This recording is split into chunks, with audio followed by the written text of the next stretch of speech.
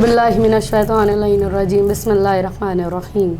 तमाम तर तारीफ़ और तमाम तर हम्द खुदा इल्म यज़ल के नाम के जिसके कब्ज़ा कुदरत में हर ख़ास आम, और दुरूद व सलाम मुहम्मद और आले मुहम्मद पर है कि जो वजह तख़लीक़ कायनात हैं। अल्लाहुम्मा सल्लि अला मुहम्मद व आले मुहम्मद। अस्सलामु अलैकुम नाज़रीन, मैं हूँ आपकी मेज़बान ज़ाकिरा सैयदा फ़रीहा अदनान ज़ैदी अपने प्रोग्राम कुल्ले ईमान रमज़ान के साथ आपकी खिदमत में हाज़िर हूँ। उम्मीद करती हूँ कि आप सब खैरियत से होंगे और दुआ गो हूँ बारगाह पंजतन में कि शाद रहिए, आबाद रहिए, जहाँ भी रहिए कुल्ले ईमान के साया रहमत में रहिए।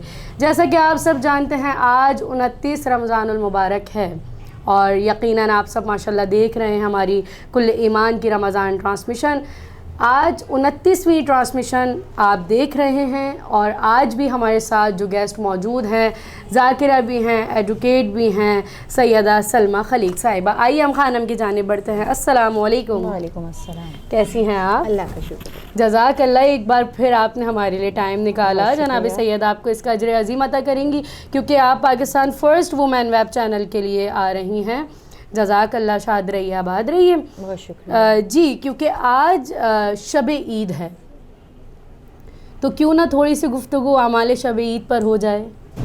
बिल्कुल, शब ईद बहुत ही बेहतरीन शब कि ये बेहतरीन शब इसलिए भी है कि आज की रात फ़कत हम ईद की ख़रीदारी में नहीं अपने आप को मसरूफ़ रखेंगे। बेशक कि चांद रात है तो आज हम शॉपिंग करने में गुजार दें, नहीं, कहा कि ये बहुत बड़ी रातों में से एक रात है। बेशक ये पूरी रात इबादत में, मनाजात में, मग़फ़िरत में, तलबे परवरदिगार आलम में गुजार दें। ये रात जिसके लिए हम कहें कि नमाज इशा के बाद अगर हम एक नींद लेकर बेदार हों और फिर उसके बाद इबादत खुदा में अपने आप को मसरूफ़ कर लें, ठीक है कि ज़ाहिर है कि रूटीन हमारी ज़रा डिफरेंट हो जाती है। ज़ाहिर है कि उम्र खाना भी है हमारे पास, बच्चों की ज़िम्मेदारियाँ भी हैं, लेकिन इस पूरी टाइम पीरियड में अगर थोड़ा सा टाइम हम इबादत के लिए निकाल लें तो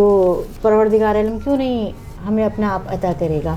लिहाजा इस पूरी रात में हमने एक लम्हा तो यानी एक पीरियड तो ऐसा है ना कि जो अपने रब से मुलाकात के लिए हम निकालें। लिहाजा कहा कि इस रात की जो शब ईद है, इस शब ईद में कि जिसको हम ये कह लें कि बड़ी बाबरकत रातों में से एक रात है और फजीलतों वाली रात है। लिहाजा चंद अमाल में इसके हवाले से बयान करती चलूँ। अच्छा, एक चीज़ और बयान करूँ मैं आपको कि शब ईद शब क़दर की तरह है।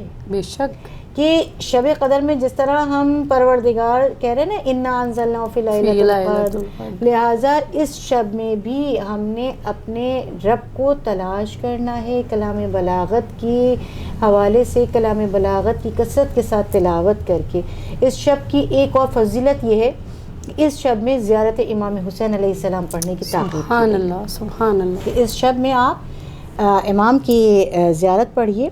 और दूसरी चीज़ ये कि जब हम इस शब में दाखिल होते हैं तो जाहिर सी बात है कि जब हम किसी बड़ी रात या किसी इबादत वाली रात में दाखिल होते हैं तो सबसे पहला हमारा अमल क्या होता है, हम गुस्ल कर लेते हैं। क्यों? क्योंकि अपने आप को तय्यब व ताहिर करके उस बाबरकत हस्ती की हुजूर पेश हों कि जो मेरा पालने वाला रब है। कि सारी हमारी जो कह लीजिए कि हमारी आराइश है या हमारी तमाम तैयारी किसके लिए होनी चाहिए, ज़ात परवरदिगार आलम के लिए। लिहाजा गुस्ल करके बेहतरीन पाकीज़ा लिबास पहन कर परवरदिगार के हुजूर में इस तरह आ जाएं।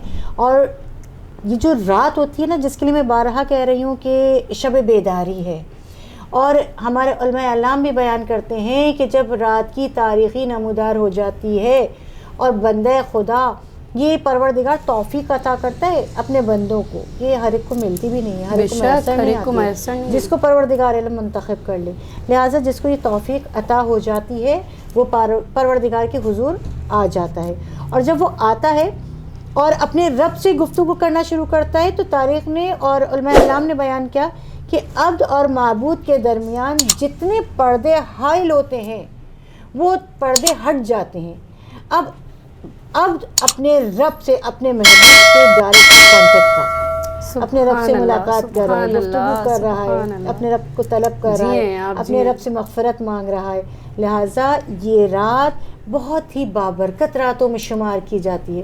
اس رات کو ضائع نہیں کرنا ہے, فقط شاپنگ کی نظر نہیں کر دینا ہے یا فقط گھر کی سیٹنگ میں نہیں گزار دینی ہے. اس رات میں ایک پہر ایسا آنا چاہیے کہ جب میں اپنے رب سے ملاقات کروں. لہٰذا اس شب میں پوری کوشش ہماری یہی ہے. سبحان اللہ. جی بالکل بہترین آپ نے جواب دیا جناب سیدہ, آپ کو اس کا اجر عطا کریں گی یقیناً. اسی کے ساتھ چونکہ بعض لوگ اور یقیناً سب ہی کہ روز عید ہی ہم فطرہ نکالتے ہیں, تو احکام فطرہ کیا ہیں, اور تھوڑا سا مجھے یہ بتائیے گا کہ فطرہ واجب ہے یا سنت, کیوں؟ کیونکہ میں تھوڑی سی یہاں پر ایک بات کہنا چاہوں گی کہ جیسے ہم نے کل کے پروگرام میں بات کی تھی ملک کے معاشی بحران پر, ٹھیک ہے نا, تو تھوڑا سا مجھے یہ بتائیے گا کہ وہ شخص کہ جس کے پاس کل 350 روپے ہیں اور اسے فطرہ نکالنا ہے اپنا, اس کے پاس گھر میں کھانے کے لیے کچھ نہیں ہے, تو مجھے تھوڑا سا یہ بتائیے گا کہ وہ 350 روپے کا فطرہ نکالے یا وہ اپنے گھر میں روز عید کچھ کھانے کے لیے بنائے.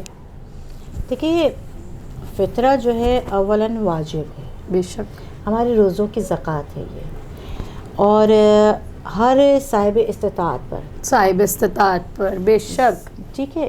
اور دوسری چیز یہ ہے کہ اگر ہم شریعت کی طرف نگاہ کرتے ہیں تو شریعت نے کثرت کے ساتھ بڑی اہمیت دی ہے, بہت زور دیا ہے زکوٰۃ فطرہ کی طرف, اس لیے کہ امیر المومنین علی ابن ابی طالب علیہ السلام خود اپنے خطبہ عید میں یہ ارشاد فرماتے ہیں کہ زکوٰۃ فطرہ ادا کرو, یہ تمہارے پیغمبر رسول خدا صلی اللہ علیہ وآلہ وسلم کی سنت ہے. لہٰذا اس لیے کہا کہ کثرت کے ساتھ بلکہ کہا گیا کہ تاکید کی گئی کہ زکوٰۃ فطرہ ادا کیا جائے, اور زکوٰۃ فطرہ جب ہم ادا کرتے ہیں تو یہ روزوں کی قبولیت کا ضامن بن جاتا ہے. لہٰذا دوسری چیز آپ نے جو بیان کی ہے کہ اچھا ایک اور چیز یہ کہوں کہ جب ہم نماز پڑھتے ہیں تو نماز میں جب تک ہم درود نہیں پڑھیں گے ہماری نماز کامل نہیں ہے. بے شک. لہٰذا روزوں کو اگر ہم نے کامل کرنا ہے, اس کو کمال تک پہنچانا ہے, تو زکوٰۃ فطرہ ہمیں لازمی ادا کرنا ہے, لیکن ہر صاحب استطاعت پر واجب ہے. جیسے آپ نے کہا نا کہ فقط ہے ہی اس بندے کے پاس 350 روپے, تو وہ بقایا اگر گھر کے 10 افراد ہیں, بے شک ان 10 افراد کے لیے وہ کس طرح نکالے, کس طرح سے تو یقیناً شریعت یہاں پر ایک سافٹ کارنر رکھتی ہے. بالکل, جیسے کہ ہم نے ایک پروگرام میں بات کی تھی کہ دین جبر کا حکم نہیں دے رہا. یہاں پہ ظاہر ہے کہ وہ انسان سلامت رہیے, ظاہر سی بات ہے کہ وہ یہ دیکھے گا نا کہ میرے لیے, اب میں نے کہا نا زکوٰۃ فطرہ بدن کی بھی زکوٰۃ ہے, بدن کی بھی زکوٰۃ, ہمارے اعمال کی بھی زکوٰۃ ہے. لہٰذا انسان سب سے پہلے یہی کرے گا نا کہ وہ پوری کوشش ہوگی کہ میں پہلے اپنے عیال کا تو سوچ لوں, اور یقیناً پھر میں نے کہا نا کہ یہاں پہ شریعت ایک سافٹ کارنر رکھتی ہے کہ اگر آپ کے پاس استطاعت نہیں ہے. اچھا ایک چیز اور یہاں پہ بیچ میں بیان کرتی چلوں کہ دیکھیے اس سے پہلے اگر آپ کو یاد ہو ہم نے ایک کویسچن یہ بھی ہمارا تھا نا کہ اگر ہم کسی عزت دار کی عزت کی پاسداری کرنا چاہتے ہیں تو دیکھیے اس کی حرمت کی پاسداری ہم پر لازم ہے. اچھا اب یہ جو زکوٰۃ فطرہ ہم نے ادا کرنا ہے نا, اس کا ایک طریقہ کار بڑا آسان سا یہ بھی بیان کیا گیا کہ کسی کی پھر کہوں گی اہانت نہ ہو, سیلف ریسپیکٹ مجھے نہ ہو, اس کی سیلف ریسپیکٹ موجود رہے. اس کا طریقہ کار کیا ہے کہ آپ جو زکوٰۃ فطرہ عطا کرنا چاہتی ہیں اس کی ادائیگی آپ مڈ رمضان المبارک کے درمیان میں بھی کر سکتی ہیں. اگر کوئی ضرورت مند آپ کے دروازے پر آتا ہے جو کہ حقیقتاً ضرورت مند ہے اور آپ کو یقین ہے کہ وہ اس زکوٰۃ فطرہ کو جائز کاموں میں استعمال کرے گا, تو شریعت اس کی پرمیشن دیتی ہے کہ آپ اس کو صدقہ دے دیجئے. ٹھیک ہے, اس کو ضرورت نہیں ہے کہ آپ بتا کر ہی دیجئے کہ یہ میں صدقہ آپ کو دے رہی ہوں, آپ اس کو زکوٰۃ فطرہ دیجئے. اور اچھا ایک چیز یہ آتی ہے نا کہ ہم عید سے پہلے یا شب عید سے پہلے کس طرح فطرہ نکال سکتے ہیں, کیونکہ شریعت تو یہ کہہ رہی ہے نا کہ روز عید آپ فطرہ نکالیے, شب عید آپ فطرہ نکالیے. تو اس کے لیے علماء اعلام نے یہ بیان کیا کہ آپ رمضان المبارک کے درمیان میں یا شروع میں اگر کوئی صاحب استطاعت آپ کے پاس ایک امید لے کر آتے ہیں. امام حسین علیہ السلام نے ارشاد فرمایا نا کہ اگر ایک بندہ مجبور ہو کر لاچار ہو کر تمہارے پاس آ رہا ہے نا تو اس کی امید کو نہیں توڑو, کیونکہ وہ سارے لوگوں میں سب کو چھوڑ کر تمہارے پاس آیا ہے. لہٰذا اللہ تعالیٰ نے یہ تمہیں توفیق عطا کی ہے کہ تم اس کی امداد کر سکو. لہٰذا اب اگر کوئی ضرورت مند آیا ہے تو اب میں نے کیا کرنا ہے, اپنے زکوٰۃ فطرہ کو یہ کہہ کر کہ میں اس کو یہ اس وقت یہ کہہ لیجئے کہ میں نہیں فطرے کی نیت سے نہیں دیں گے, ہم اس کو قرضے کی نیت سے دیں گے. یعنی ایک بندے خدا میرے پاس امید لے کر آ رہا ہے کہ میں اس وقت مجبور ہوں, پریشان ہوں, کچھ نہیں ہے میرے پاس, اب میرے پاس آیا, میں نے زکوٰۃ فطرہ نکالا ہے یہ کہہ کر کہ میں اس کو یہ اس وقت کچھ عرصے کے لیے قرضہ دے رہی ہوں. ادھر میں نے قرضہ دے دیا, وہ قرضہ لے کر چلا گیا, لیکن جیسے ہی شب عید داخل ہوئی میں نے اس زکوٰۃ فطرہ کو اب کنورٹ کر دیا کس جملے میں کہ میں نے جو اس کو قرضہ دیا تھا وہ میرا زکوٰۃ فطرہ ہے, تو وہ اب اس پہ قرضہ نہیں رہے گا, وہ صدقے کی وہ زکوٰۃ فطرہ کی مد میں اس تک پہنچ چکا ہو. جزاک اللہ. اور چونکہ دامن وقت میں گنجائش بھی بہت کم ہے, لیکن یہ سوال بہت ضروری ہے کیونکہ شب عید ہے اور کل روز عید ہے. جی تو تھوڑا سا یہ مختصراً بیان کیجیے گا کہ کیسی غربت ہے اہل بیت کے گھرانے کی کہ 3 بیٹیاں باپ کے جانے کے بعد مصائب کہتی ہوئی نظر آئیں, فریاد کرتی ہوئی نظر آئیں کہ بابا آپ کے بعد ہمیں یتیمی کا پرسہ نہیں دیا گیا. اور چونکہ ایک چھوٹی سی بات میں کہہ کے اپنا سوال آپ کی خدمت میں پیش کروں گی کہ خدا نہ کرے اگر ہمارے یہاں کوئی مر جاتا ہے, لاکھ اختلافات ہوں, اس کے باوجود روز عید ان کے گھر جایا جاتا ہے پرسے کی نیت سے, تو یہ تو کل ایمان کا سوگ ہے, کل ایمان کا ماتم ہے. کوئی ایک جو شہزادی کے پاس گیا ہو پرسے کی نیت سے. یہ سوال تو آپ کا واقعی حقیقتاً بڑا تکلیف دہ ہے, کیونکہ اس سوال میں غربت بھی نظر آتی ہے. بے شک کہ ماتم ہے امیر المومنین مولا مشکل کشا علی ابن ابی طالب علیہ السلام کا. اور آپ نے جن 3 بیٹیوں کا ذکر کیا, سب سے پہلے تو اگر ہم تاریخ کی طرف نگاہ کرتے ہیں کونین کی شہزادی بی بی فاطمہ الزہرا کہ جو یہ کہتی ہوئی نظر آ رہی ہیں کہ بابا آپ کا کفن بھی میلا نہ ہونے دیا کہ یہ لوگ میرے در پر آگ لے کر آ گئے. اللہ اکبر. ایک بیٹی ہے جناب زینب کبریٰ کہ جو اپنے بابا کی یتیمی کا پرسہ لینے کے لیے بیٹھی ہے اور پرسے دار موجود ہیں. ایک بیٹی ہے 4 سالہ جناب سکینہ, یہ وہ جناب سکینہ یا روایات سکینہ کہتی ہیں, ایک روایت آپ کو رقیہ کہتی ہے کثرت کے ساتھ رونے کی وجہ سے رقیہ. لہٰذا جناب سکینہ یہی کہتی ہوئی اس دنیا سے گئی تھی کہ بابا آپ کا سینہ آپ کے بعد نہیں ملا, بابا کسی نے مجھے آپ پر ماتم نہیں کرنے دیا. لہٰذا روز عید کہ جو اہل بیت اطہار علیہ السلام کے لیے غم کا دن بھی ہے, لیکن اسی روز عید کی طرف اگر ہم نگاہ کرتے ہیں تو روزے داروں کے لیے ایک گفٹ کے طور پر, ایک تحفے کے طور پر پروردگار عالم نے عید کا ہدیہ عطا کیا ہے.